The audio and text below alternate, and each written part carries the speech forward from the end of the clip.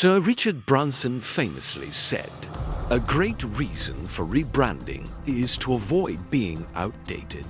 In business, it's about market share. In the Levant, it is the difference between a predator's throne and a predator's grave. In 2011, Abu Mohammed al-Jolani was sent to Syria to build an Al-Qaeda franchise. But as the terrorist brand became a death sentence under global airstrikes, he pivoted, first to Jabhat Fatah al-Sham, then to Hayat Tahrir al-Sham HTS. He followed the Branson doctrine to the letter. He shed the baggage of the past to stay relevant for the future. Before we look at how this rebranding led him into the White House, join us on this journey.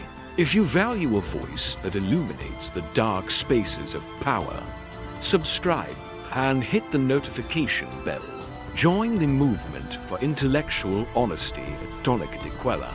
Come, December 2024. 50 years of Assad dynasty dissolved in days, as Bashar al-Assad fled to Moscow. The man once called a jihadist walked into the people's palace. He wasn't wearing a mask. He was wearing the mantle of a president. The Kanya al-Jolani was retired. The suit was donned. The metamorphosis was complete. President Ahmed al-Shara had arrived.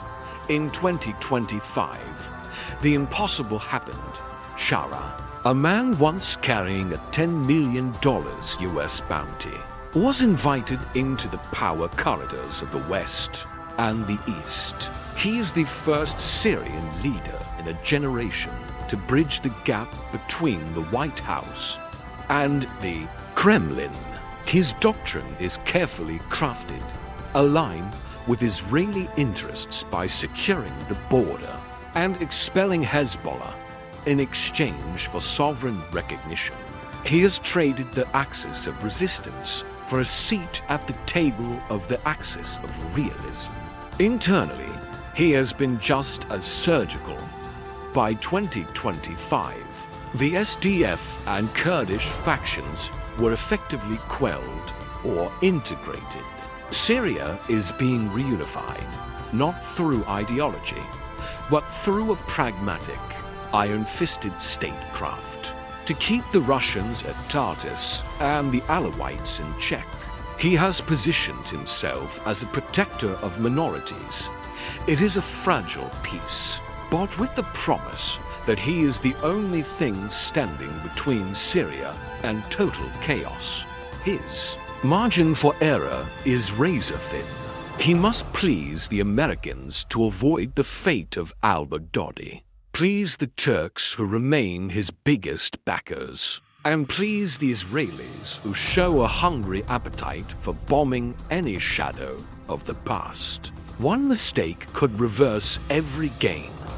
And then there is Iran, seemingly uninterested for now. They and Hezbollah remain bitter, dormant forces. They view Shara as a traitor if they choose to make his life hell. The president could quickly find himself back in the trenches. Is Ahmed al-Shara a reformed statesman, or the world's most successful actor? The suit is silk, but the foundation of his power remains. The cold steel of the gun. We are witnessing the birth of a new Levant.